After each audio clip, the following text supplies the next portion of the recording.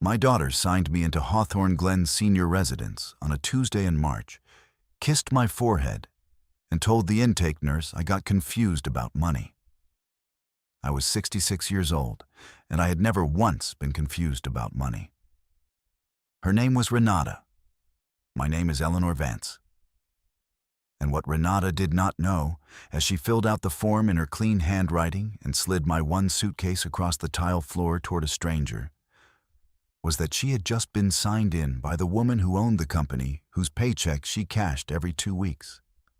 She worked at Vance Holloway Architectural on the 11th floor of a glass tower downtown, and she thought the firm belonged to a board of men in a room she had never been allowed into. My late husband Marcus and I had built that firm out of a rented garage in 1985.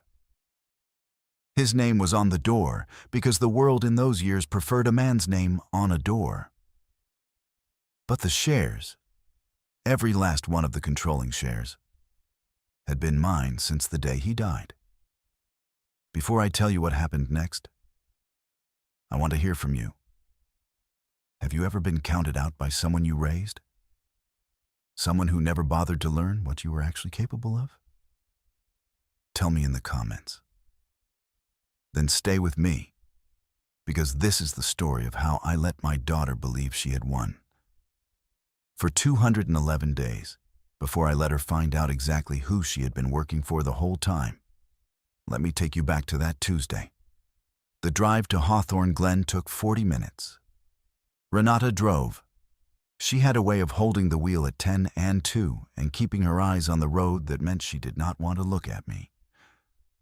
And I understood that, because a person who is doing something cruel finds it easier when she does not have to see the face it lands on. I sat in the passenger seat of her white SUV with my hands folded over my purse, and I watched the strip malls slide past, and I did not say very much.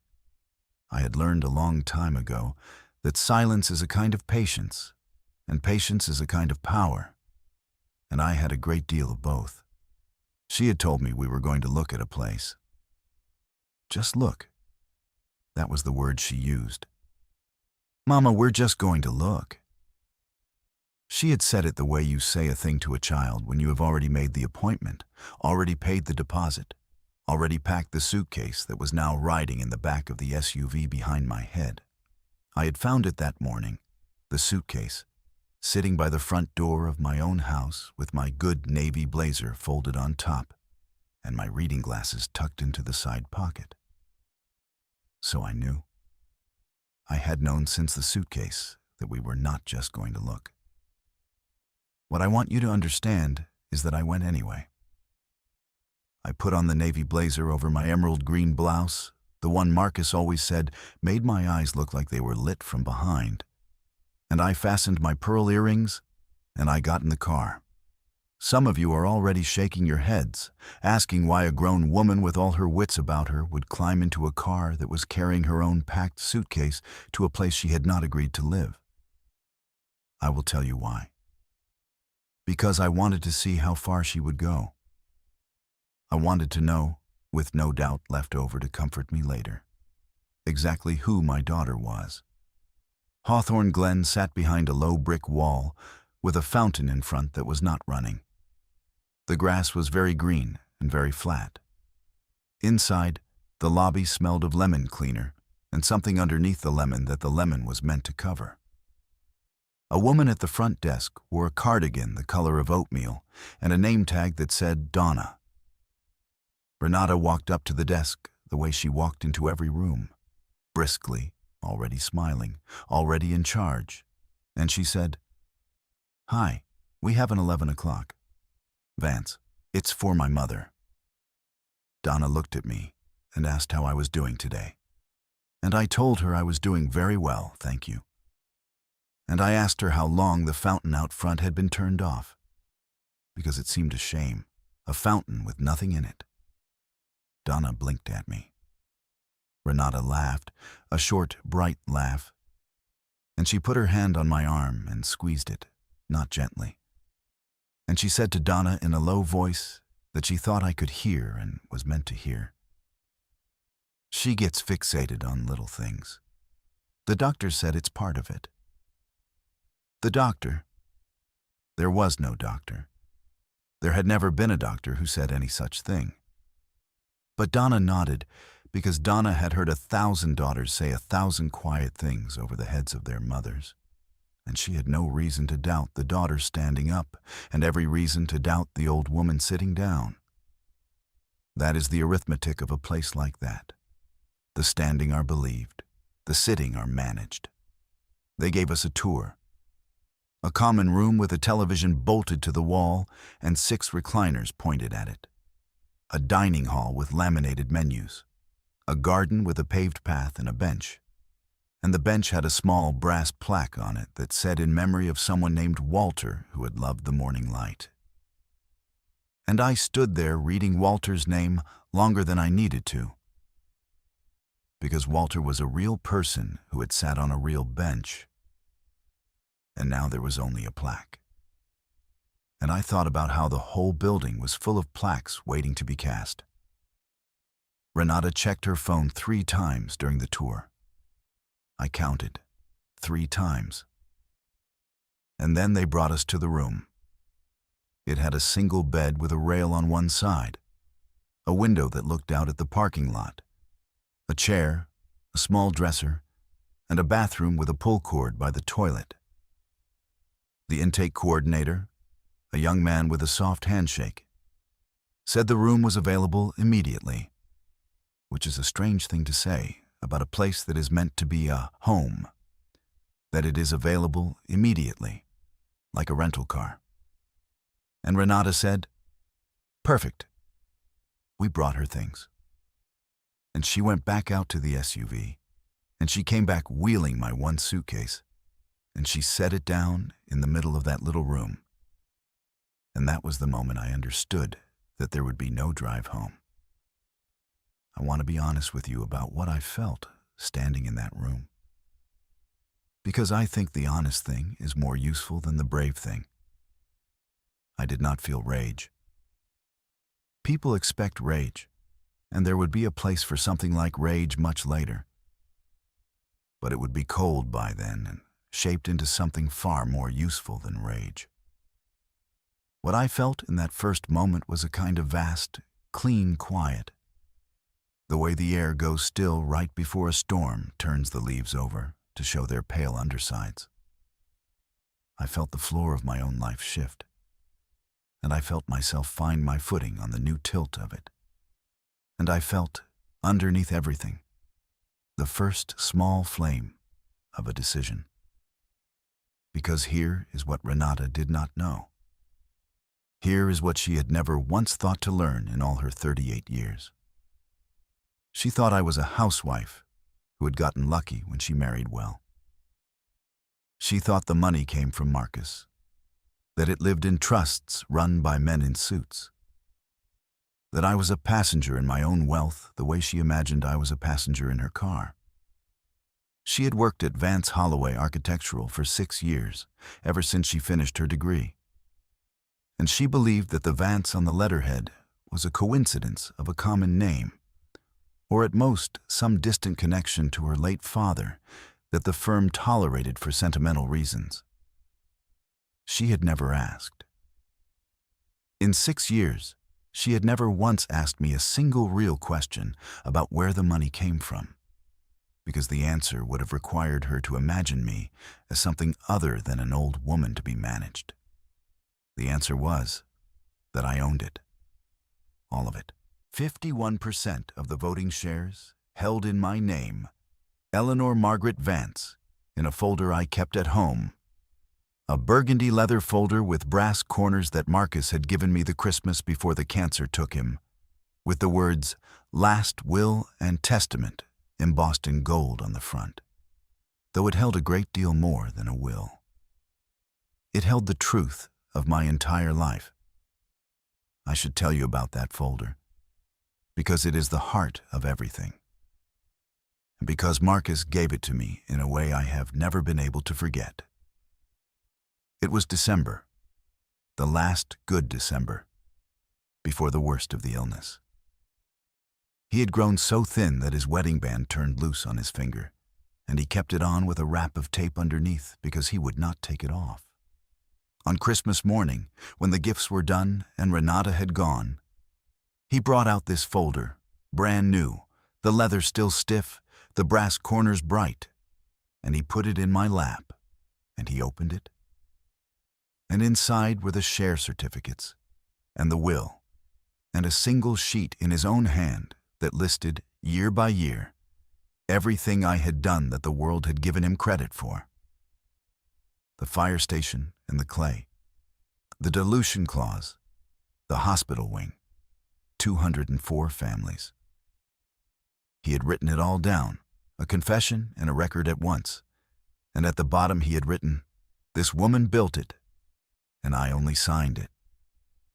And he had signed that too, witnessing his own wife into the truth. And then he closed the folder, and he put my hands on top of it, and he said, "It's all yours, Ellie. It always was. Don't let anybody tell you different." 4 months later, he was gone. And 8 years after that, a Tuesday in March, my own daughter set out to sell the desk that folder lived in, never knowing she was selling the proof of the very thing she had decided her mother could not possibly be. And on that Tuesday in March, as my daughter wheeled my suitcase into a room with a rail on the bed, that folder was sitting exactly where I had left it, in the bottom drawer of the desk in my study, in a house that Renata already believed was as good as hers. She kissed my forehead before she left. She said, "It's only temporary, Mama. Just until we get things sorted out. It's only temporary." I have thought about those 3 words more than almost any others spoken to me in my life. They are the kindest cruel words there are, because they let the person saying them believe they are still good, while they do the thing that good people do not do. I told her I understood. I told her to drive safe. And I watched my daughter walk down a hallway that smelled of lemon and the thing underneath the lemon. And I watched her push open the glass door into the flat green afternoon. And I sat down in the single chair in my new room, and I folded my hands, and I began, very quietly, to plan. Now I have to take you backward, because you cannot understand what I built unless you understand what it was built on. And what it was built on was 47 years. I met Marcus Vance in the autumn of 1981, at a drafting table in the back of an engineering firm where I had been hired as a secretary, because the firm did not hire women to do anything else. I was 23. I had a head for numbers that nobody had ever asked me to use. And I had a way of looking at a set of plans and seeing immediately where the cost was hiding, in the foundation, in the steel, in the long, slow bleed of a change order. And I had learned to keep that to myself. Because a secretary who corrects an engineer is a secretary looking for another job. Marcus was a young architect there, brilliant and disorganized, and the first time he ever truly saw me was the afternoon I quietly slid a corrected estimate across his desk and saved him from a bid that would have lost the firm $11,000. He looked at the page. He looked at me. He asked who had done the math. I told him I had. He never looked at me the old way again. We married in 1983. We started Vance Holloway in 1985 in a rented garage with 2 drafting tables, a telephone, and $4,000 I had saved out of the housekeeping money over 6 years, dollar by dollar, in a coffee tin in the back of a cupboard. Holloway was a man named Gerald Holloway, who put in another $4,000 and then died of a heart attack 18 months later, leaving us his name on the door and a widow we paid out fairly over the next decade. So from the very beginning, the firm ran on 2 engines. Marcus drew the buildings, and I ran the firm. I did the books, I bid the jobs, I hired the people. I fired the ones who needed firing.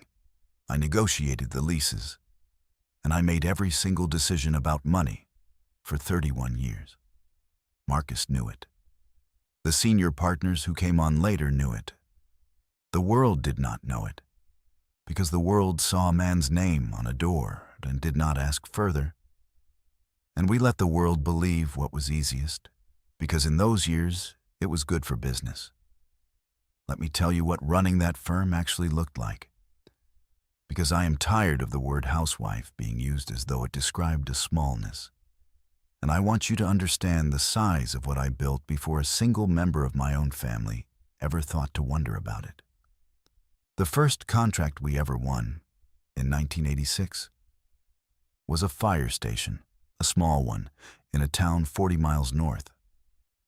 The bid was due on a Friday, and Marcus's drawings were beautiful and his numbers were wrong, off by $9,000 on the foundation alone, because he had not accounted for the soil, which was clay, which holds water, which means a deeper footing, which means more concrete and more steel and more days of labor. I caught it on the Thursday night at the kitchen table with Renata asleep upstairs, and I sat up until 2 in the morning rebuilding the estimate by hand. And we submitted on the Friday at a number that was both honest and won us the job. And that fire station is still standing, and I have driven past it. And the children of the town do not know that the reason it never cracked along its footings is that a woman they would have called a housewife understood clay. That was the first. There were hundreds after it. By 1990, we had 11 employees and an actual office, a second-floor walk-up over a bakery, and the whole place smelled of bread.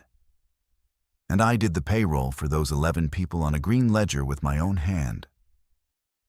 And I knew not only what each of them was paid, but what each of them was worth, which is a different number. And I knew which ones to raise before they thought to ask, and which ones were quietly looking for the door. By 1996, we were 30 people, and we moved downtown. By the year 2005, we were over 100. By the time Marcus got sick, we were 204 employees in 3 cities. And I knew the books of all of it, every line, the way a farmer knows his own fields. And I want you to sit with that number for a moment. 204 families, because every one of those paychecks was a thing I helped make real. And not one person in my own household thought of me as anything but the woman who ran behind the bicycle. Here is the thing about being the engine no one sees. You get very good at numbers, because numbers are the one language that does not care whether you are believed. A column of figures adds to the same sum whether it is added by a man at the head of the table or a woman taking the minutes. And I learned early that if I could not be heard, I could at least be right. And that being right, kept patiently and proven over years, is its own slow kind of authority. I negotiated our bank lines. I structured the partnership when the 4 senior men bought in. And I structured it carefully, in language I drafted with our attorney, so that the controlling shares stayed with Marcus and me and could not be diluted out from under us, no matter how the firm grew. I did that in 1998. I was 40 years old. I was thinking, even then, decades ahead, about a day I could not yet see. The day the control of the whole thing would come down to whose name was on which certificate. And when that day finally arrived, more than 30 years later, in a glass boardroom on the 4th of October, every protection I had built in 1998 was still standing, exactly where I had left it, holding. We had Renata in 1985, the same year as the firm, and I have always thought of them as twins. The daughter and the company, born the same year, raised by the same hands, and grown into 2 very different kinds of people. I raised Renata in a house I designed the financing for, sent her to schools I paid for out of money I made, and I did it largely alone, because Marcus was a wonderful father in the 2 hours a day he was home, and absent the rest, the way brilliant men so often are. I taught her to read. I taught her to ride a bicycle in the cul-de-sac, running behind the seat until my lungs burned. I sat up with her through every fever. And somewhere in all of that, without my ever seeing it happen, I taught her to see me as the woman who did those things, the bicycle-running, fever-watching mother, and never once as the woman who, on the other side of the same days, was on the phone closing a contract for a hospital wing that would stand for 100 years. I think about how that happened, because I do not believe a child is born unable to see her mother. I think it is taught, slowly, and I think I taught it without meaning to. When Renata was small and I was on the telephone in the evening with a contractor, going hard at him over a delay that was costing us $1,000 a day, I would turn my back to her and lower my voice and wave her gently out of the room, because the call was not for a child. And she grew up watching her mother turn away to do the thing that mattered and turn back with a soft face to be the mother. I gave her two of me, and I let her believe the soft one was the whole of it, because I thought I was protecting her childhood, and maybe I was. But I also taught her, lesson by quiet lesson, that the real me was something that happened with my back turned, in another room, in a voice she was not meant to hear. By the time she was grown, the mother in the doorway with the soft face was the only one she had ever been allowed to know. And she mistook the part she was shown for the whole of the woman, and that mistake, 30 years later, drove a white SUV to Hawthorne Glen. She was a bright girl. I do not want you to picture a dull child or a wicked one. She read early, and she drew constantly, on every surface, the backs of envelopes, the margins of my ledgers, and I would find a careful little house she had drawn next to a column of figures, and I would keep the page. I have kept dozens of them, and some of those houses were genuinely good. You could already see the architect in them, the instinct for how a room wants to hold light. I encouraged it. I paid for the lessons and the good paper, and later the expensive degree, and I was proud, and I told her I was proud. And what I did not tell her, because I did not know how, was that the firm she would one day walk into as a young architect was not a stranger's kingdom, but her own mother's life's work, sitting there waiting if she had ever once thought to ask. She never asked. And I, in my pride and my privacy and my long habit of turning my back to do the real thing, never told her. That silence belonged to both of us. I have made my peace with my half of it. The rest of this story is about hers. Marcus died in 2016. Pancreatic cancer, which is a thief that gives you almost no time to argue with it. In the last month, when he could still talk, we put everything in order. His will left the house and his personal estate to me, which was simple. The firm was less simple. The firm by then was a real company, with 200 employees and offices in 3 cities, and a name that meant something. And the question of the firm was the question of who would hold the controlling stake when he was gone. I want you to listen closely to this part, because it is the lever the whole story turns on, and I am going to be exact about it, because this audience is exact, and I respect that. Marcus and I together held 60% of the voting shares of Vance Holloway. The other 40 was split among 4 senior partners. When Marcus drew up his final will, he did not leave his half of our shares to a trust, and he did not leave them to Renata, and he did not split them up. He left every share to me, outright, in my name, so that when the lawyers finished their work in the autumn of 2016, I, Eleanor Margaret Vance, personally and outright owned 51% of the company, a controlling stake, not a trust, not a board seat, not an honorary title. Control. The kind of control where, if I walked into a shareholders' meeting and raised my hand, the matter was decided. I told no one outside the lawyers and the 4 partners.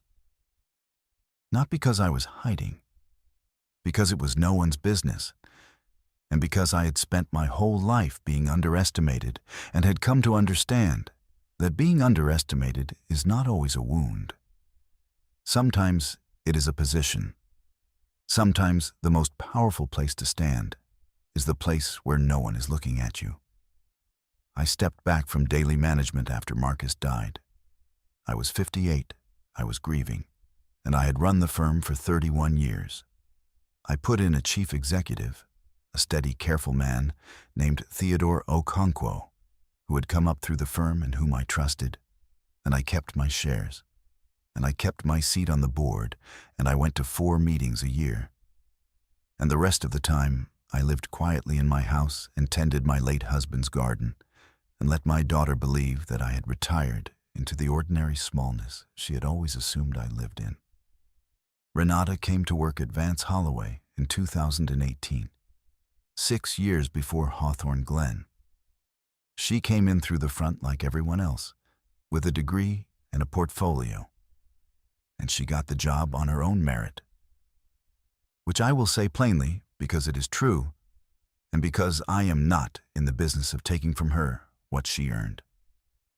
She was a good architect. She had her father's eye. What she did not have, what she had never built, was the thing I had spent 40 years building, which was the understanding that the people around you are not props in the story of your own importance. She rose fast. By the year she put me in the home, she was a senior associate, leading a team on a major civic commission, a new central library for the county. And she was very proud, and she had every reason to be. And she talked about it at the few family dinners we still had, as though the firm were a kingdom she was conquering 1 floor at a time. She talked about the partners by their last names, with a mix of fear and contempt. She talked about the mysterious owners, the board, the shadowy people upstairs who controlled everything. And she did not once, not one single time in 6 years, look across the dinner table at her mother eating quietly and wonder. So you see, when she signed me into Hawthorne Glen, she was not only putting away an inconvenient mother, she was, without knowing it, locking away her own employer, the woman who, with a single phone call, could have ended her career before lunch. I never made that call. I want you to know that now, before we go any further, because the kind of reckoning I am going to tell you about is not the kind where the powerful woman crushes the weak girl. That would have been easy, and it would have been cheap, and it would have made me into something Marcus would not have recognized. What I did was slower and harder, and in the end, it was the only thing that could actually reach her. But first, I had to survive the home, and I had to find out why. Because there is always a why. People do not put their mothers in homes and sell their things out of pure malice. Malice is rare and almost boring. What is common, what is everywhere, is the slow accumulation of small permissions a person grants themselves until they have walked all the way to a place they would have been horrified by if they had seen it from the start. I needed to understand Renata's why, and to understand it, I had to be patient. And to be patient, I had to settle in.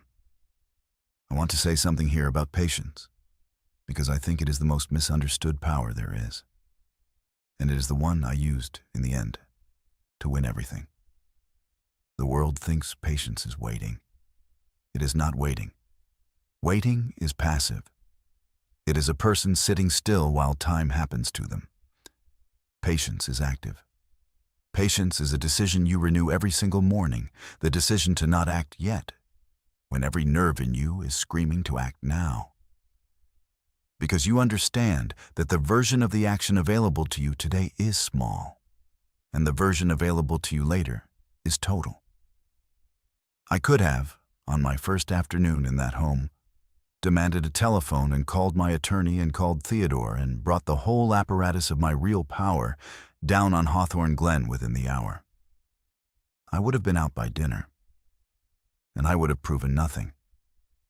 I would have been an old woman who made a scene, who got her son-in-law's bad idea reversed, who went home embarrassed and frightened and was quietly watched a little more closely after that.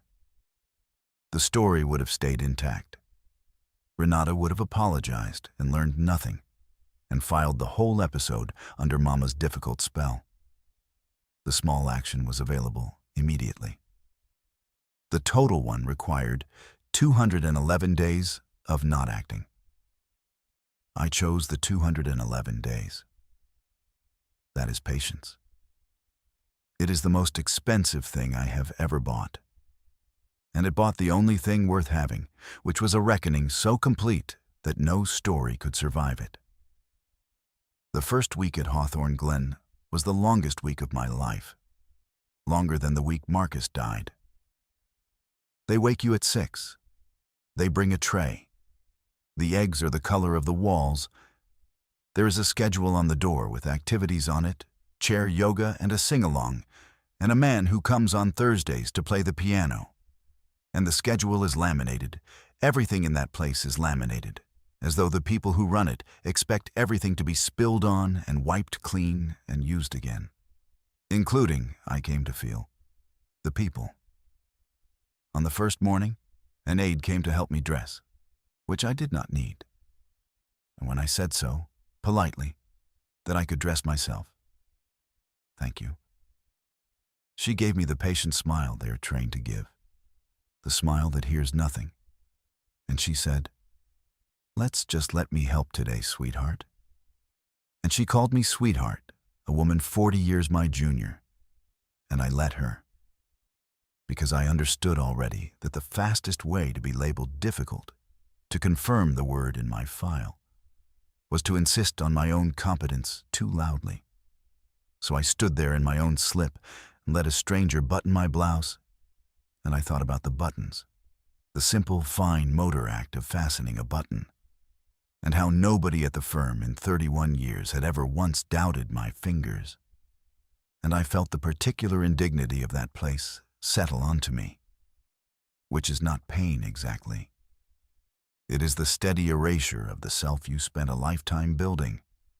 One sweetheart, one let me help, one laminated schedule at a time. They did not mean to be cruel. Most of them were kind. That was almost the worst of it. The machine was kind, and it erased you anyway, because the machine was built for a kind of person I was not, a person who was actually gone, and I was being processed by a system designed for a problem I did not have. By the third day, I understood that the danger was not the cruelty. The danger was the comfort. It would have been so easy, you see, to sink into it. 3 meals brought to you. No decisions to make. The thick, slow afternoons, the patient smiles. A person could let herself dissolve into that. Could let the sweetheart and the let me help do their slow work. Could become, in 6 months or a year, the very confused old woman she had been falsely called. Because that is what the place is for. That is what it does. It takes the people the world has decided are finished, and it helps them be finished, gently, with lemon cleaner and a piano on Thursdays. And on the third day, lying on the bed with the rail, I made the decision that saved me. And the decision was not the will or the shares or the meeting. The decision was simpler and harder than all of those. I decided I would not dissolve. I decided that whatever else this place took from me, it would not take the woman who caught the clay on the fire station and the dilution clause in 1998. That woman would walk in here every morning when the lights came on, fully assembled, and she would keep her own books, and she would wait. Everything else, the entire machine I would later build with Francis Liu, grew out of that one decision made on a bed with a rail. First, you refuse to disappear. Everything else is just paperwork. I made one decision in that first week that turned out to be the most important decision of all of them. I decided that I would not spend a single day of however many days I was there being treated as confused. So on the second morning, I walked to the front desk, and I asked Donna for a piece of paper and a pen. And I sat in the common room under the bolted television, and I began, in my own hand, to keep a record. The date, the time, what was said to me and by whom, what I was told about my own situation and by whom. I am a woman who kept the books of a company with 200 employees for 31 years, and I knew, the way you know your own heartbeat, that a record kept in real time, in a steady hand, on dated pages, is worth more than any amount of shouting. I kept that record every single day. By the end, it ran to 41 pages. There was a woman in the room next to mine named Pearl Bishop. She was 81. She had been a school teacher for 39 years, 4th grade, and she had buried 2 husbands and outlived 1 son. And she had a laugh like a screen door and a mind like a steel trap. And she took one look at me on my 3rd day and said, "You don't belong here." I said, "Neither do you." And she said, "No, baby, I do. My knees are gone and my heart skips and there's nobody left to fuss over me. I belong here fine. You're a whole different kind of put away." And she was right. And from that day, Pearl Bishop was my friend. And a friend in a place like that is not a small thing. It is the difference between a person and a patient. Pearl had taught 4th grade for 39 years in a school across town. And she had a thing she used to say to me in the long afternoons, a thing she said she had told her students every September for almost 4 decades. She said, "I used to tell those babies, the smartest person in the room is hardly ever the loudest one. The loud one is busy being seen. The smart one is busy seeing." And then she would deal the cards and beat me at gin again. She had spent her whole life in the seeing, the way I had, the quiet, competent seeing that the world walks straight past on its way to admire the loud. And she understood, without my ever fully explaining it, what I was doing in that home. The waiting that was not waiting, the patience that was a kind of work. One evening, late in the summer, she put down her cards and she looked at me a long moment and she said, "Whatever it is you're sitting on, Eleanor, and you are sitting on something, I have watched you sit on it all summer. When you finally stand up off of it, you let me know how it lands." And I told her I would. And on the morning of the 4th of October, before the black car came, Pearl Bishop was the first person I told, in full, what I was about to go do. And she listened to all of it, the firm, the shares, the folder, the foundation. And when I finished, she was quiet for a moment. And then that old 4th grade teacher who had said it every September for 39 years smiled and said, "The smart one was busy seeing. I knew it. I knew it the first day. Go on and let them see you now." Pearl taught me how the home worked from the inside, which is a thing the brochures do not tell you. She taught me which aides were kind and which were tired and which were unkind, and there were only 1 or 2 of the unkind, but you learned their shifts. She taught me how to get a second cup of coffee. She taught me most of all how the families came and did not come. There was a whole grammar to it. The ones who came every Sunday and meant it. The ones who came every Sunday and counted the minutes. The ones who came at the holidays with a poinsettia and a clean conscience. And the ones who did not come at all, who had signed the form and driven away, and let the lemons smell close over their mother like water over a dropped stone. There was a man down the hall named Mr. Abernathy who had been a postman for 31 years. The same number of years I had run the firm, and we used to joke about it. Our matching 31s, his on a route and mine on a ledger. He had 3 children, and they lived within an hour of the home, and not one of them came. not at Easter, not on his birthday. Which I learned was the 9th of June because Pearl knew everyone's birthday. And on the 9th of June that year, Pearl and I and a kind aide named Yolanda put a candle in a cupcake from the dining hall and brought it to his room and sang to him, the three of us, off-key. And that old postman who had carried other people's letters for 31 years cried over a cupcake because somebody had remembered him. I tell you that not to make you sad, though it is sad, but because it taught me something I carried straight into the boardroom on the 4th of October. It taught me that the cheapest thing in the world is also the rarest. And the cheapest thing in the world is to be remembered, to be sat with, to be seen as a person, not as a problem in a bed. Mr. Abernathy's children, I am sure, would all have told you they loved their father. They simply could not be troubled to prove it with 2 hours of an afternoon. And somewhere across town, my own daughter was the same kind of loving. I learned the rhythm of the days. 6 o'clock, the lights, and the tray. Mid-morning, an activity I mostly skipped in favor of my record and my window. Lunch at noon, the laminated menu, the choice between 2 things that were really 1 thing. The long flat afternoon, which is the hardest part of a place like that. The hours after lunch and before dinner, when the light goes thick and slow and there is nothing pulling at you, no contract due, no child to raise, no firm to run, just time, undifferentiated time. The thing the working years never give you and the home gives you nothing but. I had spent my whole life starved for an hour to myself. And now I had been handed 1,000 of them, all at once, like a punishment. And I had to learn what so many people in that building had never managed to learn, which is how to be alone with yourself without drowning. The record helped. The numbers helped. Pearl helped most of all.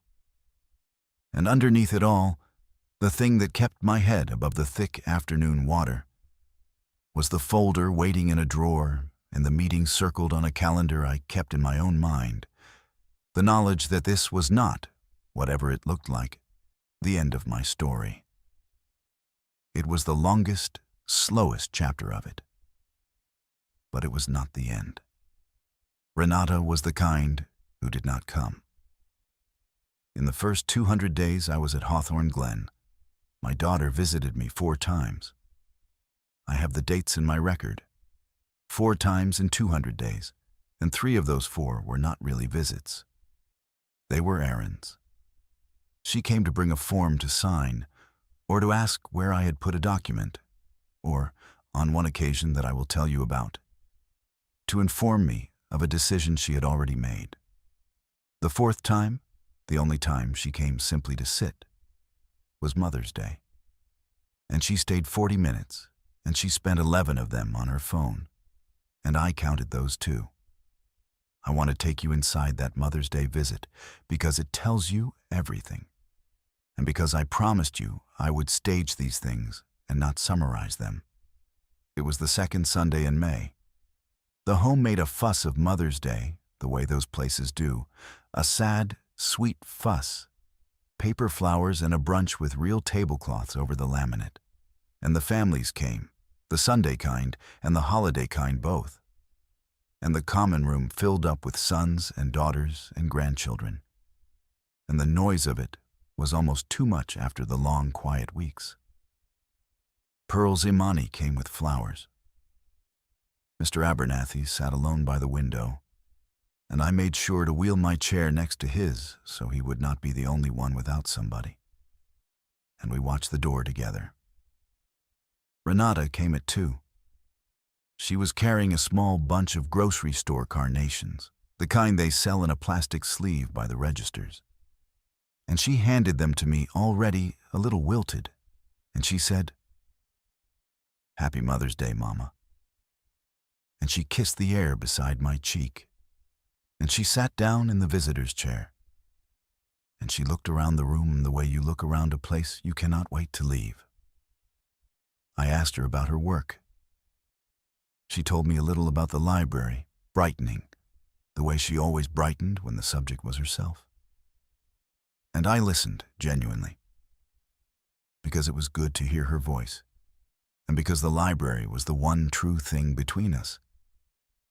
And then her phone buzzed, and she looked at it, and she answered it.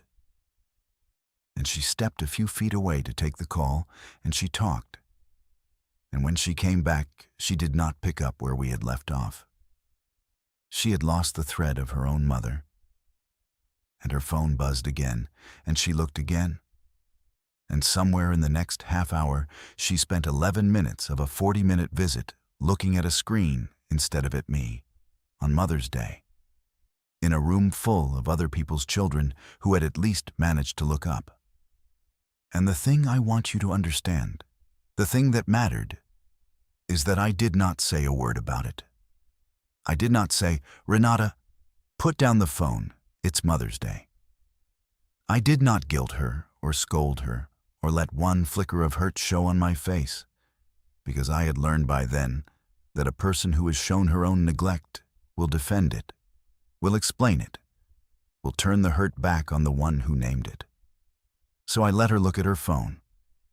I sat with my carnations and my postman friend, and I let my daughter show me, freely and without my prompting, exactly how much room I took up in her life, which was 11 minutes less than 40, and I added it to my record, the date and the time and the count, in my steady hand.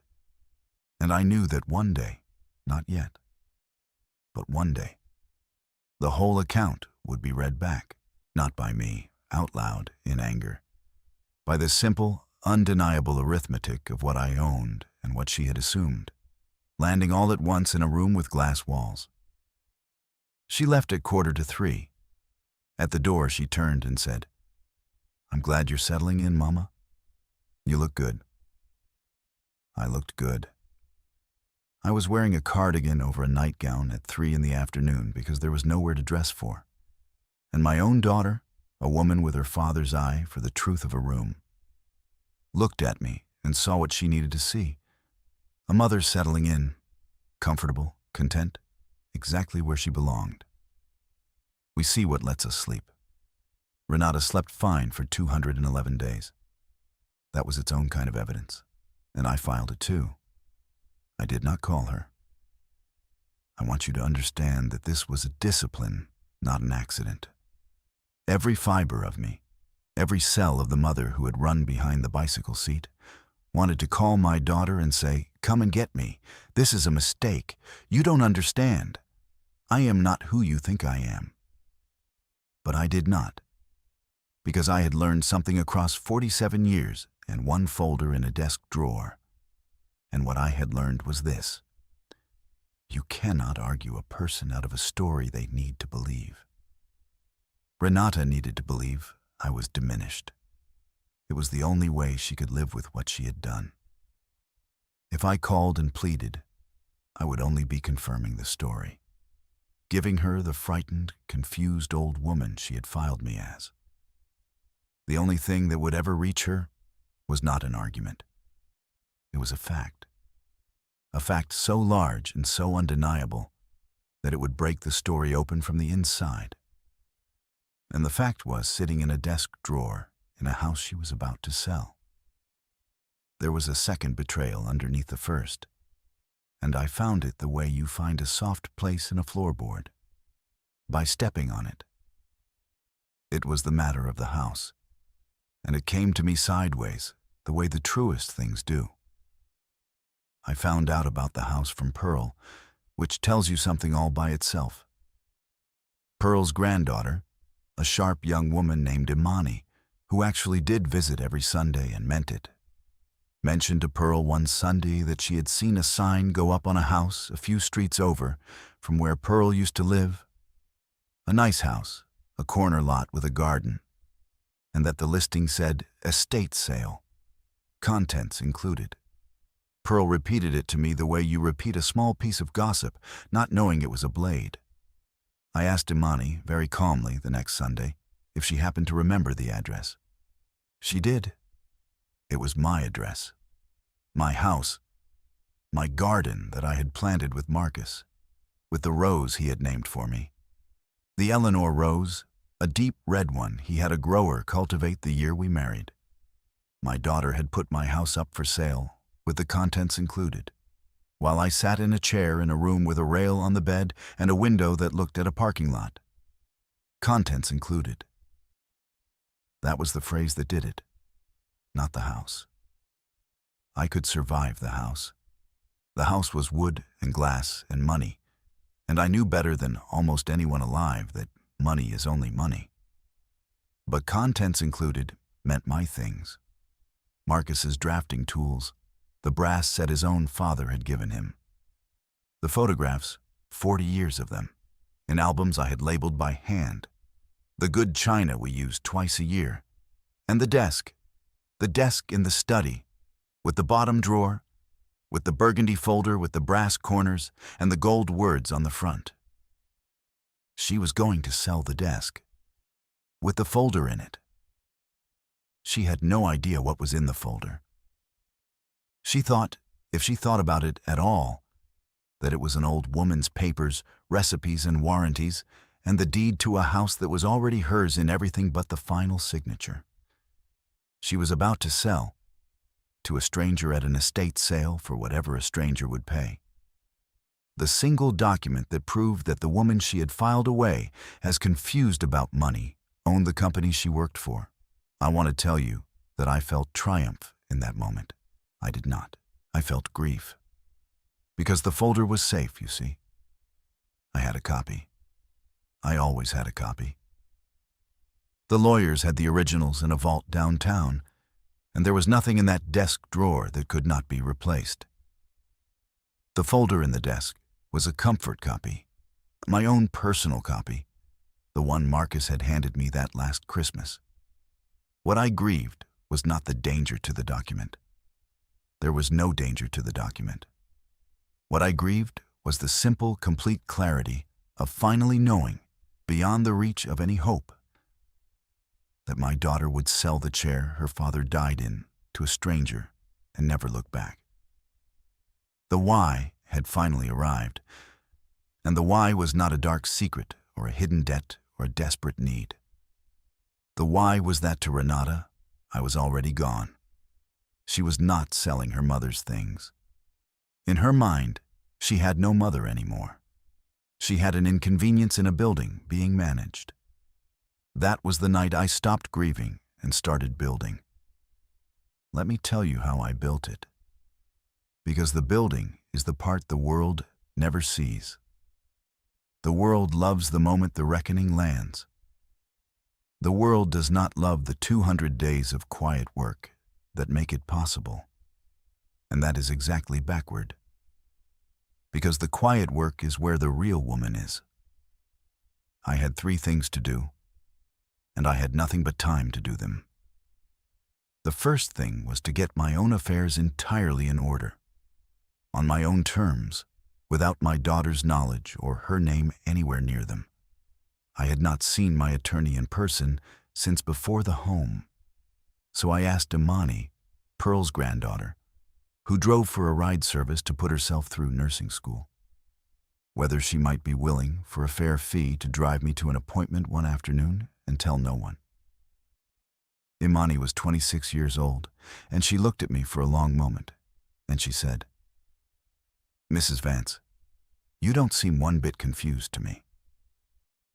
And I said, "Imani, I am the least confused person in this building, and I am going to need a witness I can trust, and I will pay you for your time and your silence both, and I will explain everything in the car."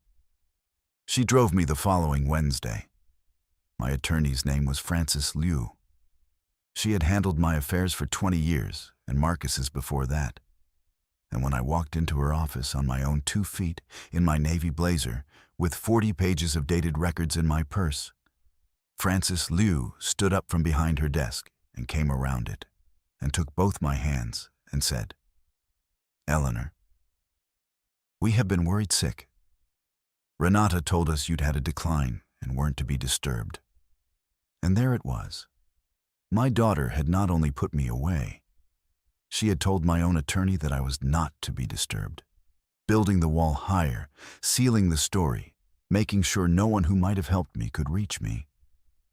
It was the most calculated thing she had done, and it told me that some part of her knew, on some level she would not look at directly, that I was not actually confused at all. Because you do not bother to seal a wall around a person who is genuinely gone. You seal a wall around a person you are afraid might come back. I spent 3 hours in Francis Liu's office. We did several things. We confirmed, on the record, with a doctor of Francis's choosing whom we saw that same afternoon, that I was of entirely sound mind, with a full written cognitive evaluation to prove it, dated and signed.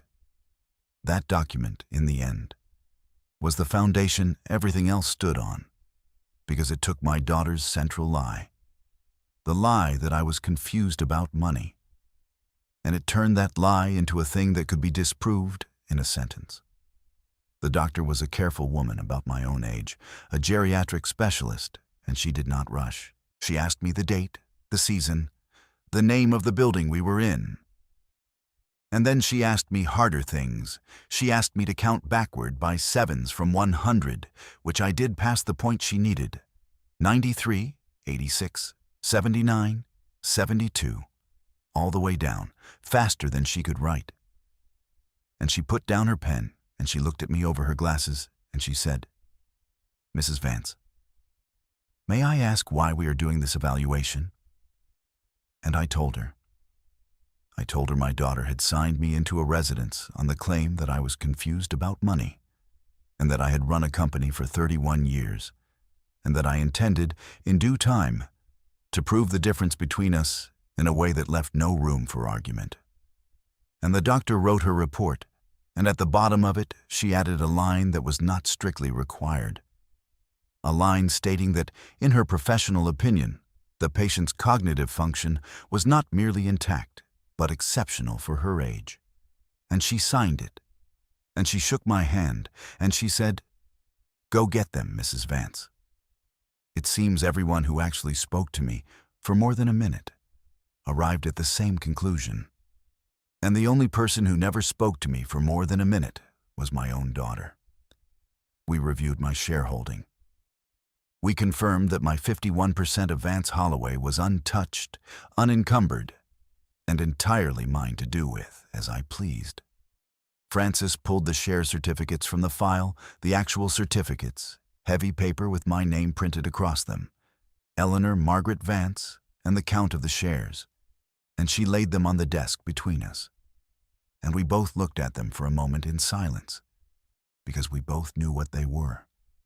They were the proof that the whole arrangement of the visible world, the man's name on the door, the ghosts upstairs, the housewife in the home, was a costume the truth had been wearing for 40 years. And the truth itself was sitting on that desk in heavy paper, waiting. And then we drafted 3 new documents, and I am going to tell you what they were, because they are the instrument, and you have earned the right to see the whole machine.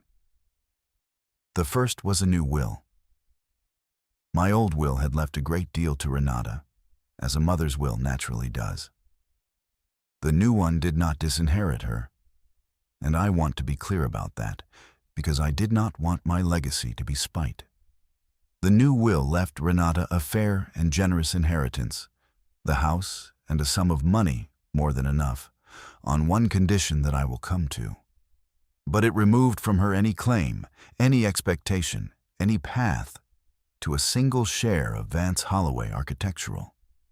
Those shares were going elsewhere. The second document concerned where they were going. I had decided, sitting in that chair in that room, what I wanted my life's work to become, and it was not to be passed down to a daughter who would have sold her father's desk. I directed that upon my death, my controlling shares in the firm would pass into a foundation, the Marcus and Eleanor Vance Foundation, with a single defined mission: to provide architecture and design education and apprenticeships to young people from the kind of neighborhood Marcus and I both came up in, The kind of neighborhood where a girl with a head for numbers gets hired as a secretary and told to keep quiet. The firm would go on, but it would go on as an engine for the exact kind of person the world had spent its time underestimating. I cannot tell you what it did to me to sign that page. 47 years closed over in a single line and turned, in that same line, into a door for someone I would never meet. The third document was the one that did the work in the meantime, while I was still alive, and it was the simplest of the three and the sharpest. It was a letter, a formal letter on the firm's letterhead, which as the controlling shareholder I had every right to use, addressed to the board of Vance Holloway Architectural and to its chief executive, Theodore Okonkwo, instructing them of two things. First, that I, Eleanor Margaret Vance, controlling shareholder, was alive, well, of sound mind, as the attached evaluation proved, and was resuming an active role in the oversight of the firm, effective immediately. And second, that I wished to attend the next quarterly shareholders' meeting in person. We signed the documents 2 weeks later in Francis Liu's office, with Imani as one witness and Francis's paralegal as the other. I want to tell you about the signing of the new will, the moment the pen actually touched the page, because that was the hardest single act of the whole 211 days. Harder than the boardroom, harder than anything. To sign a will that sends your life's work past your only child is to do a kind of violence to a thing every cell in your body was built to do, which is to give what you have to the child you made. My hand did not want to do it. I had run behind that bicycle. I had counted backward through every fever. And here I was, in a lawyer's quiet office, directing 51% of a company past her into the hands of children I would never meet. Francis asked me gently if I was certain, and gave me the out a good attorney gives you. Said we could wait, could think on it. And I thought about the suitcase by the door, and the word confused said 3 times until it stopped feeling like a lie. And the desk she would have sold with her father's chair. And I understood that what I was signing was not a punishment, and not even really about Renata at all. It was about what my life had been for. My life had not been for the accumulation of a thing to hand down. It had been for the building of something, and that something deserved to go on building in the world, for the kind of person I had been, and not to sit in the lap of a woman who would have sold the chair it was drawn in. So I signed. My hand steadied as it moved, and when it was done, I felt not grief and not triumph, but a kind of vast rightness, the feeling of a long sum finally adding to the number it was always going to add to. And I capped the pen, and I slid the folder back across the desk to Francis. And I said, "Now, let's talk about the 4th of October. The next quarterly meeting was scheduled for the 4th of October. It would be held in the boardroom on the 11th floor of the glass tower downtown. And the senior associate leading the firm's Central Library Commission, the rising star who would, as a courtesy to her seniority, be invited to present her project's progress to the shareholders that day, was my daughter, Renata. She did not know I owned the chair she would be standing in front of. She did not know I owned the table the board sat at. She did not know that the meeting she was preparing for so carefully, rehearsing her slides, choosing her suit, was going to be the room in which her mother walked through a door she thought I had been locked behind forever. I had 211 days from Hawthorne Glen to the 4th of October. I have told you what I did with the first part of them. Let me tell you what I did with the rest, because a reckoning that is only a surprise is a cheap thing. And I did not want a cheap thing. I wanted a true one. And a true reckoning requires that the person who receives it be unable, when it lands, to tell themselves any story except the right one. Theodore Okonkwo came to visit me at Hawthorne Glen himself, twice. And I want to tell you about the first visit, because of what it did to me to be seen, after so long, by someone who knew exactly who I was. He came on a Thursday, the day the piano man came. So there was music drifting in from the common room. And Theodore folded his tall frame into my single chair. And he looked around the little room, at the rail on the bed, and the window on the parking lot, and the grocery store rose on the sill. And I watched him understand where I was and how I had come to be there. And this steady, careful man, whom I had handpicked to carry my life's work, who called me Mrs. Vance and never anything else, put his face in his hands and wept. He apologized for it. He said, "Forgive me, Mrs. Vance." And I told him there was nothing to forgive, that his tears were the first honest thing anyone in a position of power had offered me in months, and that I needed him now not to grieve for me, but to help me. And he straightened up and wiped his face, and he said, "Tell me what you need," in the voice of a man ready to move a building.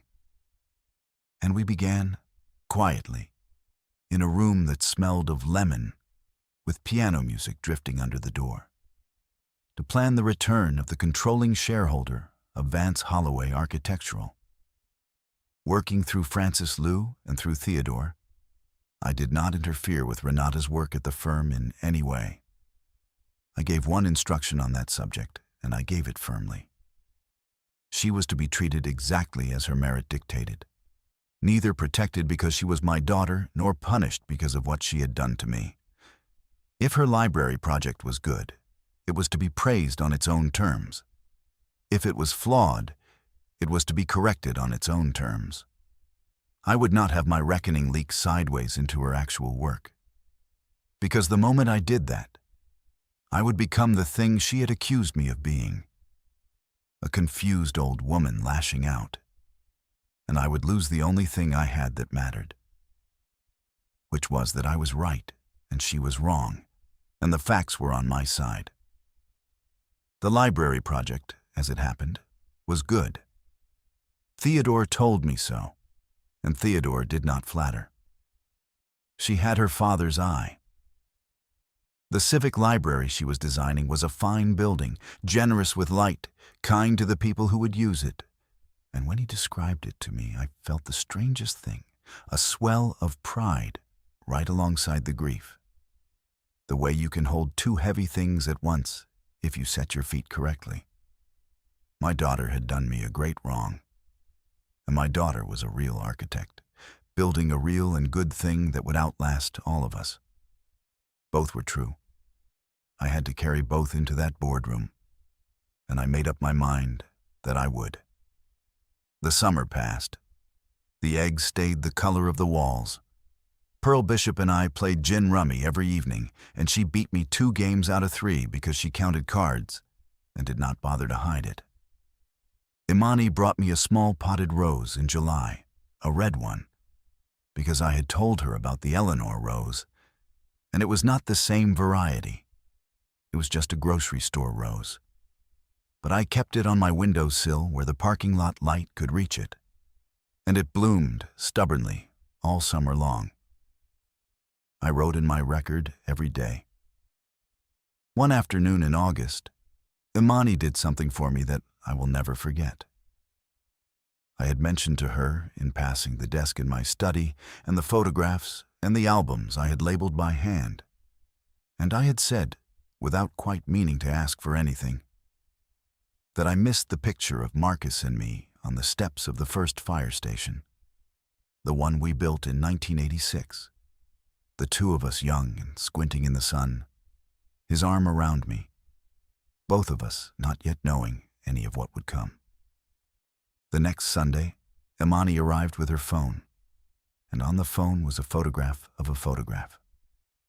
She had driven to my house, which still stood unsold with the listing sign in the yard, and she had looked through the front window, and she had seen, on a side table where the estate agent had arranged things to be photographed for the sale. That very picture, in its frame. And she had taken a picture of it through the glass so that I could see it. So there I was, an old woman in a senior residence, looking at a phone showing a photograph of myself at 32, behind a window in a house I owned but could not enter, in front of a building I had saved with a number I caught at 2 in the morning.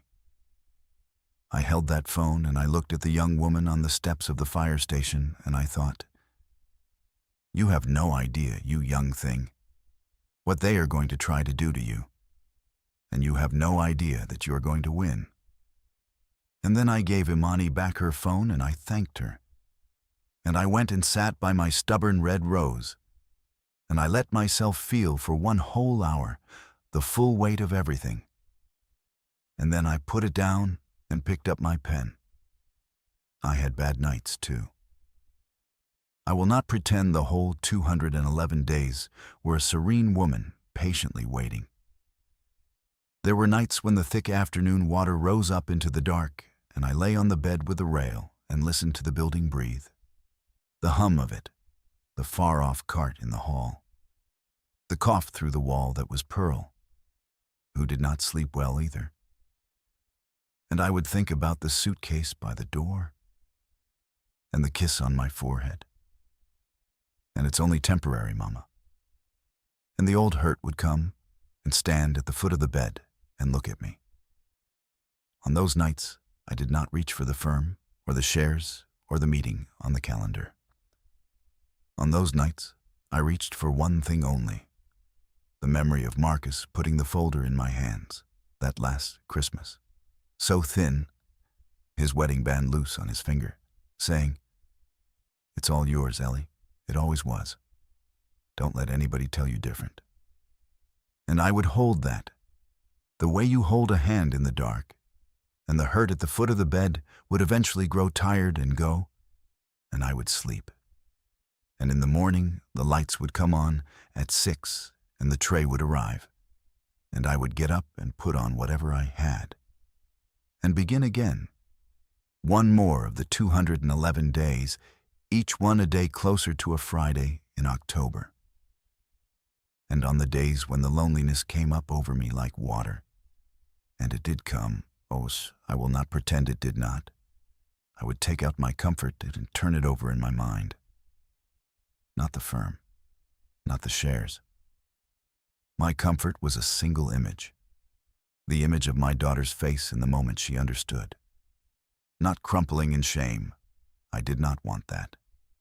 I want you to believe me that I did not want that. I wanted the other thing. I wanted the moment the story she had told herself, the story in which I was small and she was large, simply stopped being available to her. The moment the floor of her certainty tilted the way mine had tilted in March. I did not want to break her. I wanted to wake her. And there is a world of difference between those two things. And the difference is the whole of what kind of person you are. Now, there is one more thing that happened before the 4th of October, and it is the hardest part for me to tell. And so I will tell it plainly. In the middle of September, 3 weeks before the meeting, Renata came to Hawthorne Glen. It was the 3rd of her 4 visits. She came to bring me a paper to sign.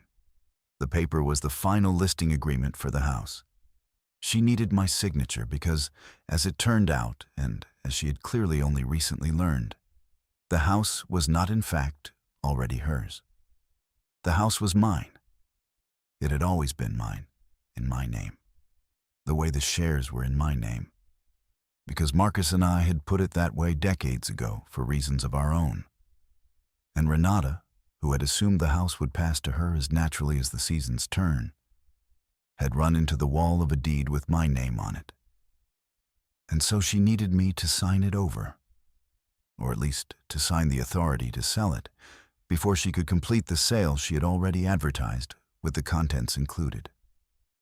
She sat in my single chair, in my room, and she put the paper on the little dresser, and she put a pen on top of the paper, and she said, "Mama, I need you to sign this. It's just to let me handle the house while you're here. It makes everything simpler." And I looked at my daughter. I looked at her good suit and her tired eyes and the little frown line she had gotten from her father, who had the same one. And I thought about the bicycle and the fevers and the $4,000 in the coffee tin. And I felt the whole long history of us sitting there in that small room. And I made a decision that I have never once regretted, though it cost me 3 more weeks of that place when I could have ended it that very afternoon. I did not sign, and I did not tell her why. I simply said, "Renata, I think I would like to read it first. Could you leave it with me?" I read slowly these days. I used her own lie against her. Gently, you understand. I let her believe I was slow, because the slowness bought me the 3 weeks I needed and cost her nothing she would not soon lose anyway. She was annoyed. She sighed. She said something about how there was nothing to read. It was standard. The agent had prepared it. But she could not very well force a pen into the hand of a woman she had publicly declared too confused to manage her own money, because the entire premise of putting me here was that I could not handle papers, and now she needed me to handle a paper. And the contradiction of it sat in the room with us, and I watched her feel it, and I said nothing. She left the paper. She did not sign me out, obviously, and she did not stay, and she did not ask about my health. And at the door she turned and said, "Don't lose it, Mama," about the paper. And then she was gone down the lemon-smelling hall. And I sat with the unsigned listing agreement on my dresser, and I did not cry, though I had earned a cry, because I was saving myself for the 4th of October. And a woman has only so much in her, and I knew where I meant to spend it. I never signed that paper. The house never sold. And the desk, with the comfort folder in the bottom drawer, with the rose Marcus named for me still alive in the garden outside, waited for me, exactly where it had always been. The 4th of October was a Friday. Theodore Okonkwo sent a car, not Renata's white SUV, a quiet black car with a driver who held the door. And I will tell you, after 211 days of being wheeled and managed and woken at 6, the simple dignity of a door held open by a stranger who called me ma'am undid me a little. And I sat in the back of that car and let 2 tears go, just 2. And then I dried my face and put on my reckoning the way you put on a coat. I wore the navy blazer, the emerald green blouse, the pearl earrings Marcus gave me on our 25th anniversary, the fine gold chain, my wedding band, which I have never once taken off. And in my hands, on my lap, the whole drive downtown, I held the burgundy leather folder with the brass corners and the gold words on the front. Not the comfort copy from the desk. The originals, which Frances Liu had brought up from the vault and placed in my hands that morning herself. The will, the shareholding certificates, the cognitive evaluation, the 41 pages of my record, the whole machine in one folder, held to my chest the way I had held it the Christmas Marcus gave it to me, the last Christmas, when he was so thin and he put it in my hands, and he said, "It's all yours, Ellie." It always was. Don't let anybody tell you different. I had not let anybody tell me different. I had simply waited, in a chair, in a room, for the right morning to prove it. Pearl Bishop walked me to the front door of Hawthorne Glen when the car came. She was using her walker. She straightened my collar with her old schoolteacher's hands, and she looked me up and down, and she said, "Go on then. Go remind them." And I said, "Pearl, I'll be back this evening to collect my things." And she said, "I know you will, baby. You're the only one who ever leaves this place on her own 2 feet and means it." Imani was there too, in her scrubs before a shift. And she squeezed my hand, and said nothing, which was the right thing to say. The glass tower downtown is 40 stories. The firm has the 8th through the 12th. The boardroom is on the 11th. I had not been in that building in nearly 2 years. The driver let me out under the awning, and I walked across the lobby I had walked across 10,000 times in my life. The lobby of the building Marcus and I had moved the firm into in 1996. And the young woman at the security desk did not know me. Of course she did not. And she asked if she could help me. And I said, "Eleanor Vance, I'm here for the 11 o'clock shareholders meeting." And she looked at her list, and she found the name. And something moved across her face. The small recognition of a name on a door becoming a person in a lobby. And she said, "Yes, Mrs. Vance, they're expecting you. Let me walk you up myself." The elevator to the 11th floor takes about 40 seconds. I have ridden it perhaps 1,000 times. That ride was the longest of the 1,000. I watched the numbers climb, 8, 9, 10, 11, and the doors opened onto the floor where my daughter worked, where she had worked for 6 years believing the owners were ghosts.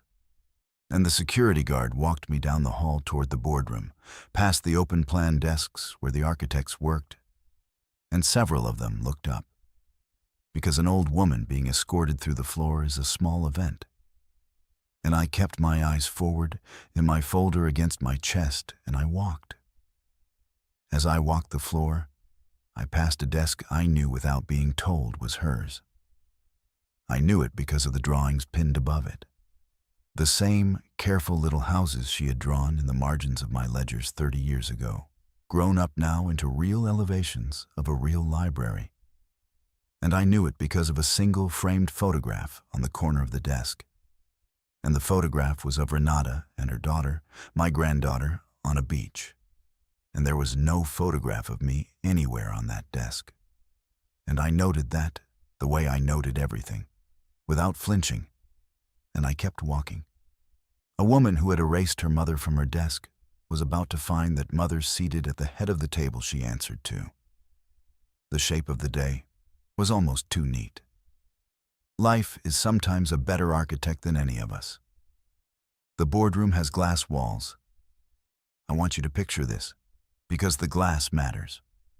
The boardroom where the shareholders meet has walls of glass on 2 sides, frosted at the bottom for privacy but clear above, so that from the open floor where the associates sit, you can see the silhouettes of the people in the meeting, the shapes of the powerful, the ones upstairs Renata used to talk about with that mix of fear and contempt.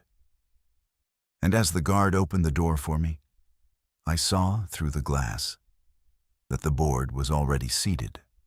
Theodore at the head, the 4 senior partners along the sides, and standing at the front of the room beside a screen, mid-sentence, in a charcoal suit she had clearly chosen with care, holding a small remote in her hand, presenting her library to the owners of the firm, was Renata.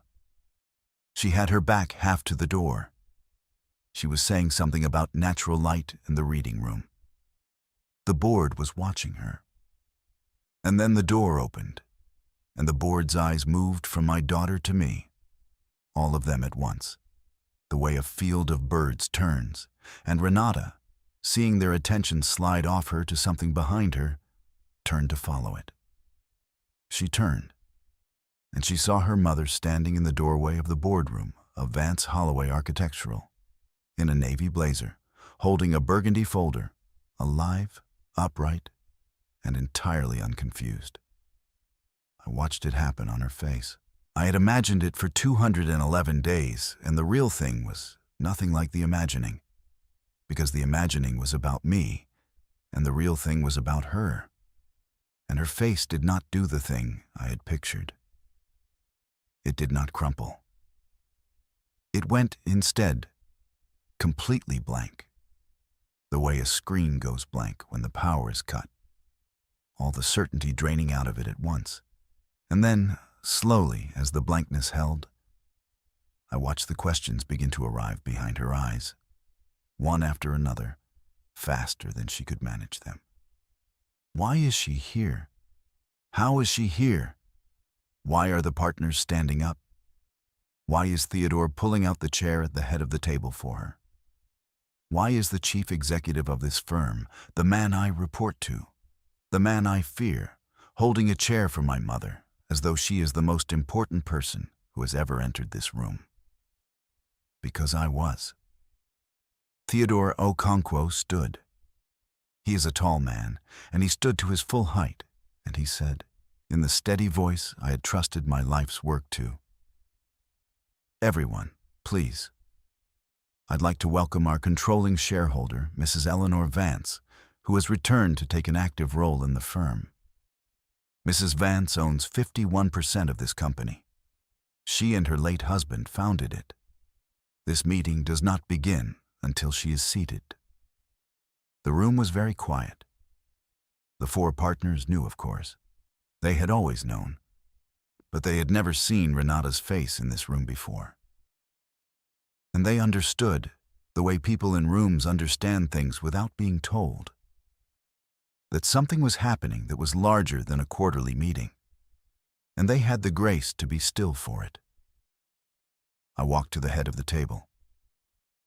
I passed within 3 feet of my daughter on the way. She did not say anything. She could not.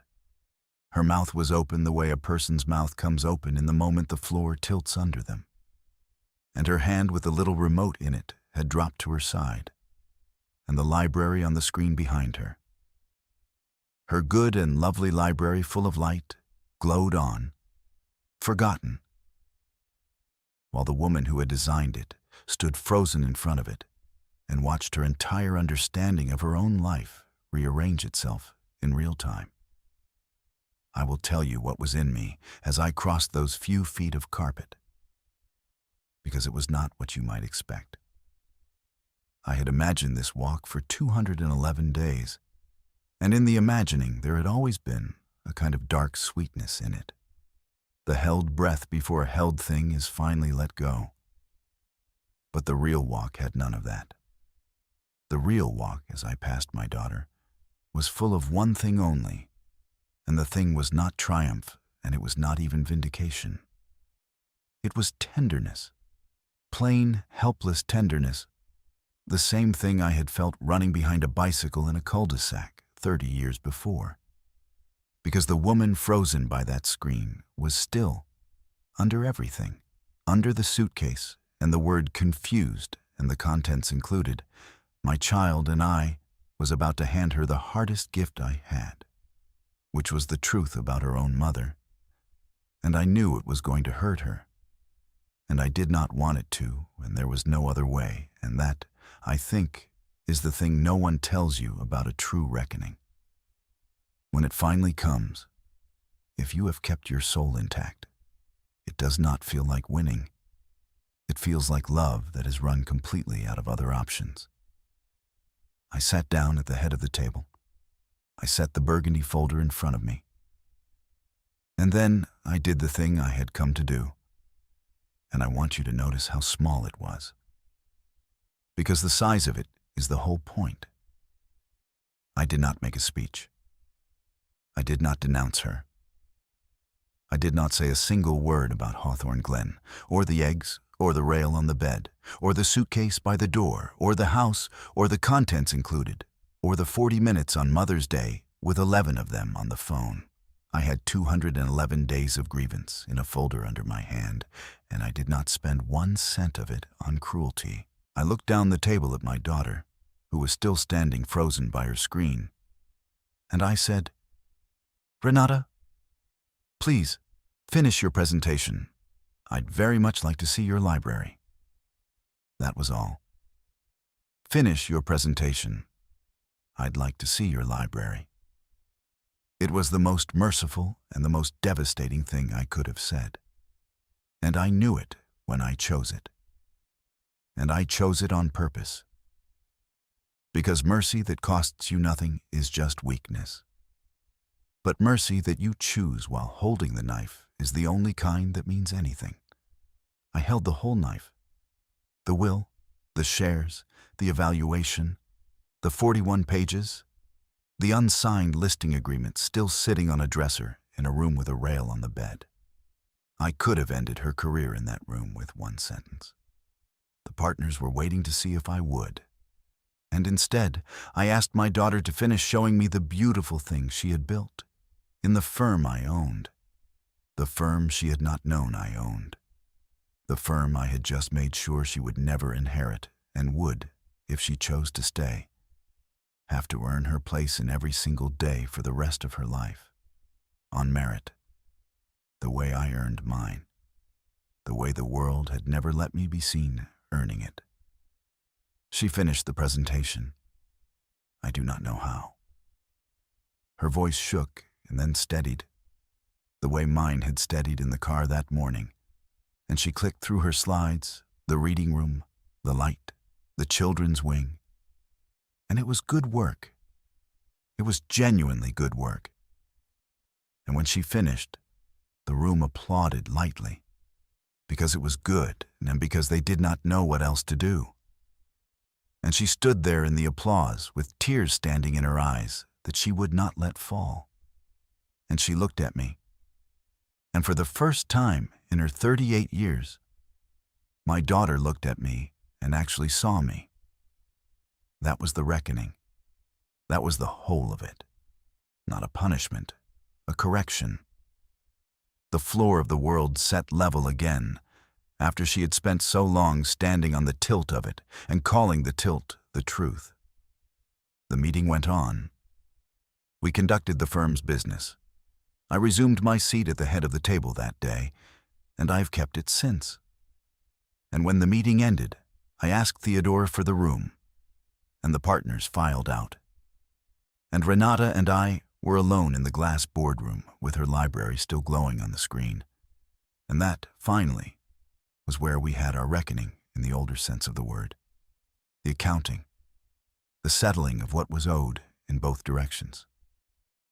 She said, "How long have you owned this?" I said, "Since your father died. 8 years. She said, "You let me think." And she could not finish it, because there was no end to that sentence that did not indict her. You let me think you were nothing. You let me think the owners were ghosts. You let me think I could put you in a home and sell your desk because you were already gone. And I let the unfinished sentence sit between us. And then I answered the part of it she had not been able to say.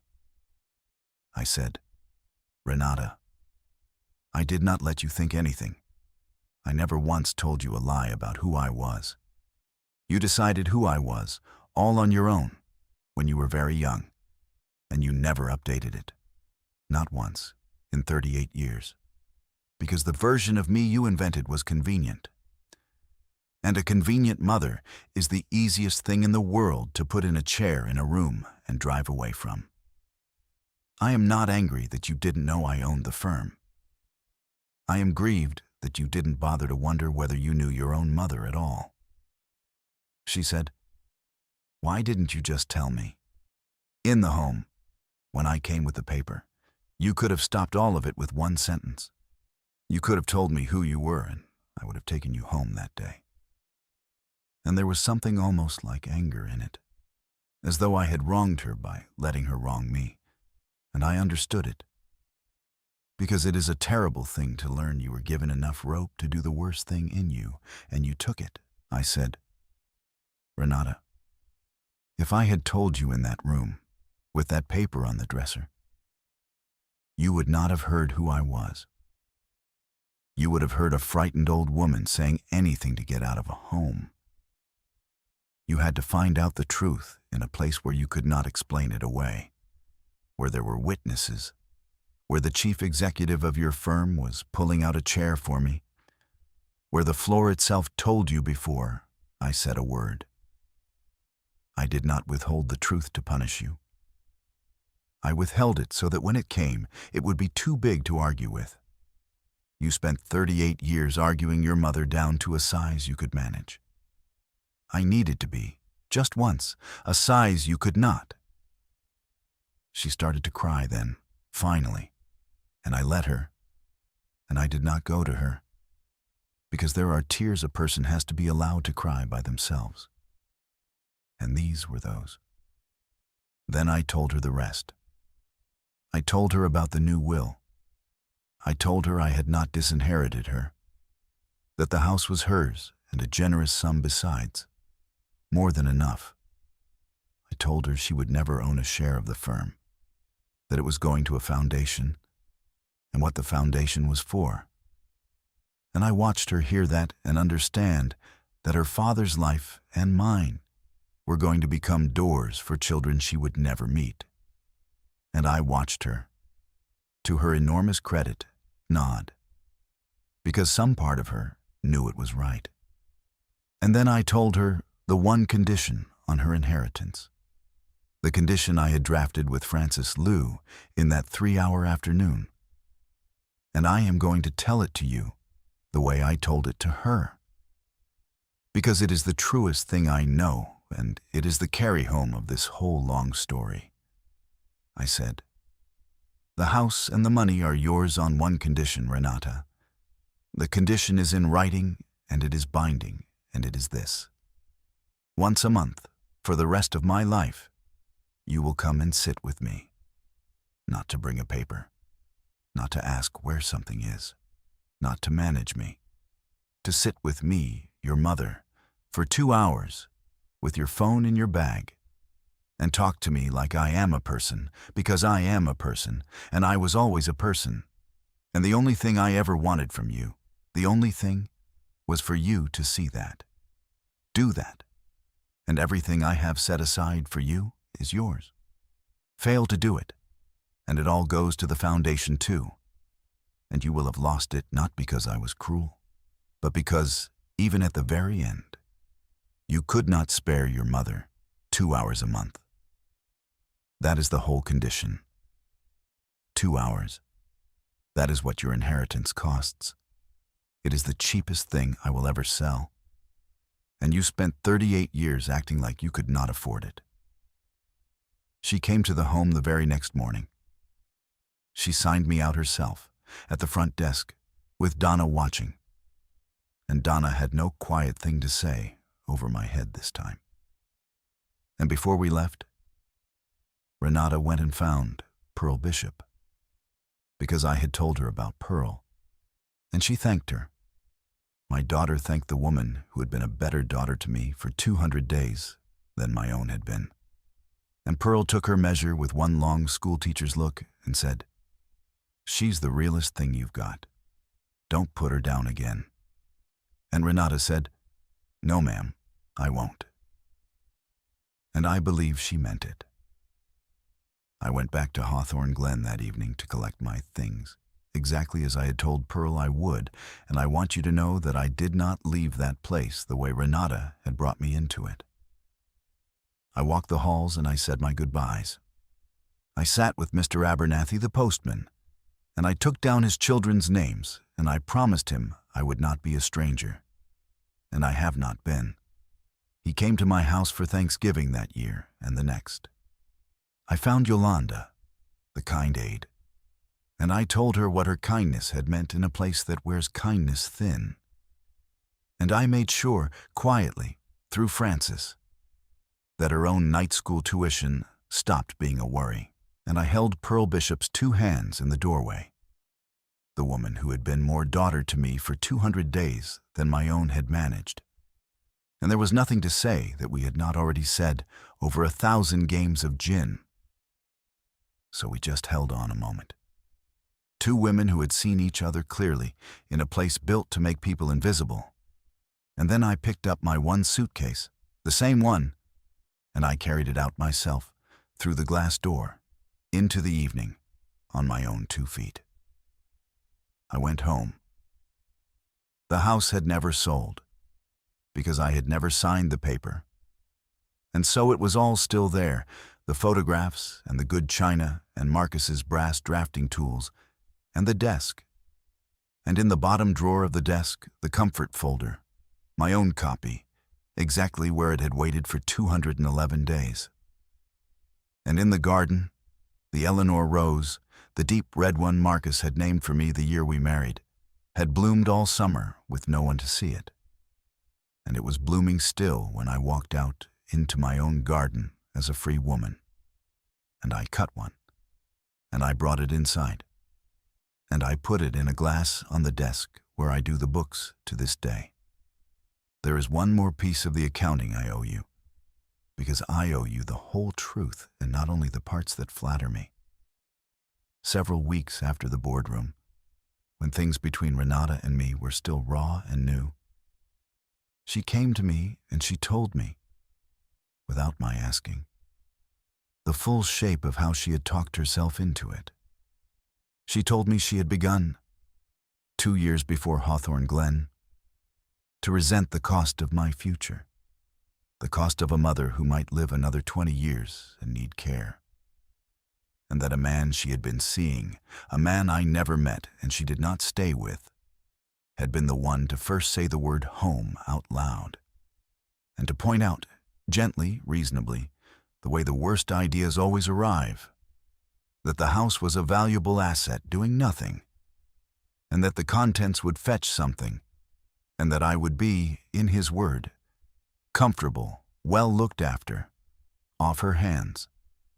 And she told me that she had known somewhere that I was not confused, and that she had said the word confused to the nurse anyway, because it was the only word that would open the door, and that she had felt sick saying it and had said it twice more before the day was out until it stopped feeling like a lie. She told me all of this with her eyes down, and I let her finish.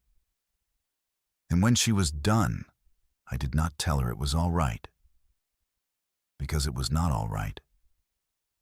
And a lie of comfort was the very engine that had driven us here. I told her instead that I was glad she could finally see it plainly, because a thing you can see plainly is a thing you can keep yourself from doing again. And that was all I had ever wanted for her. Not punishment, prevention. The boundary stated. Then the matter was closed, and we did not speak of it again, and we have not needed to. Renata comes once a month. It has been 2 years now. At first the 2 hours were hard, full of silences and small, careful sentences, the conversation of two people learning a language they should have spoken all along.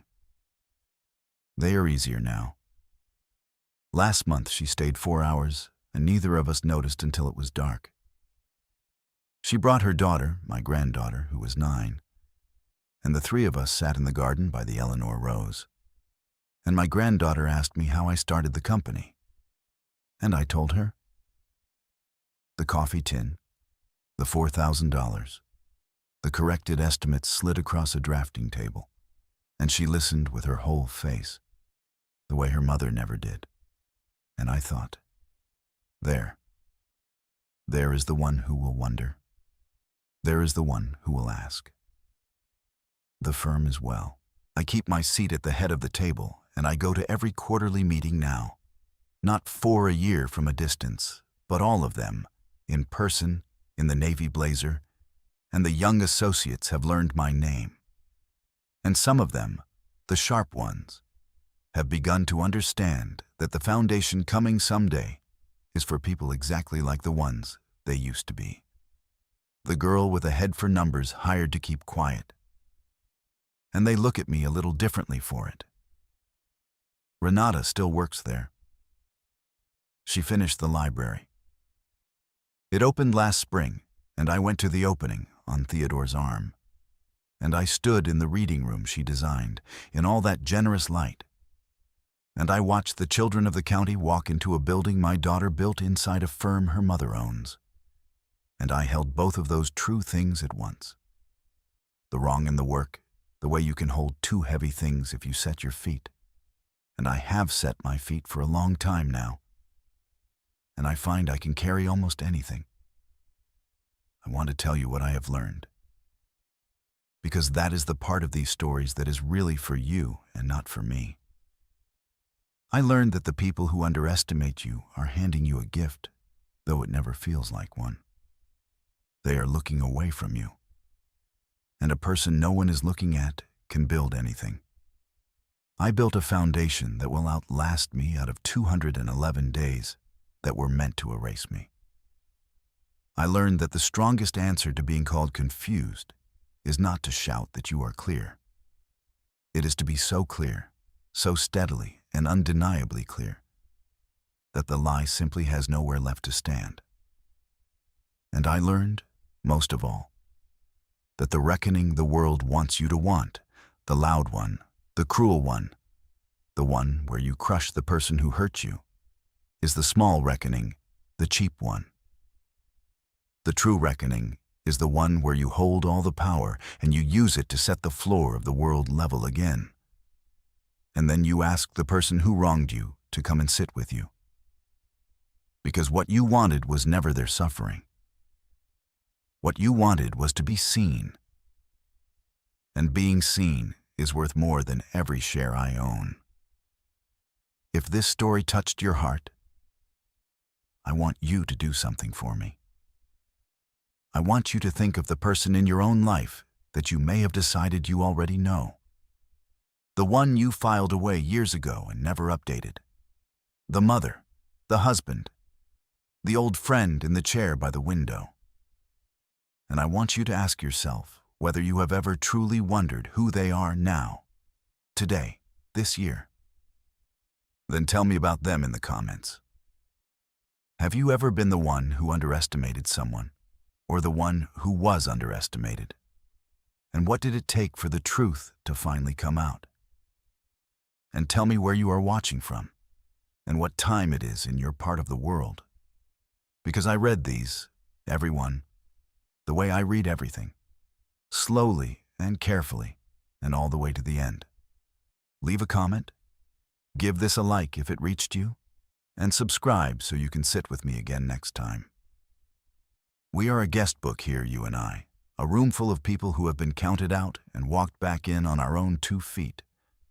And there is always a chair at the head of the table for you. Because your value is not determined by the people who fail to see it. It is determined by the quiet, certain knowledge of what you have always been. I knew what I was the whole time I sat in that chair in that room. And in the end, so did she.